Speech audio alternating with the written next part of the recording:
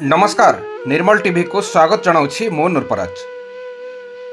इंद्रावती उठा जलसेचन केनाल लड़ोगा निकटरू भासुवा अवस्था वृद्ध मृतदेह उद्धार होईछि।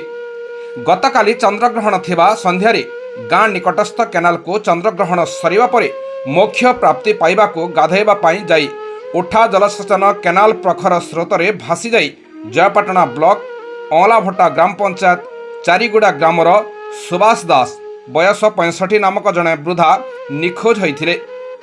आज बुधवार सकाळे भासुवा मृतदेह लड़गाँ निकटस्थ केनाल रे उद्धार करा जायछि। बुधवार सकालू केनाल रे शव भासुवा देखि केनाल कर्मचारी स्थानीय लोकों को कहिबा परे कोकसरा पुलिस समेत कोकसरा दमकल कर्मचारी को खबर देइथिले।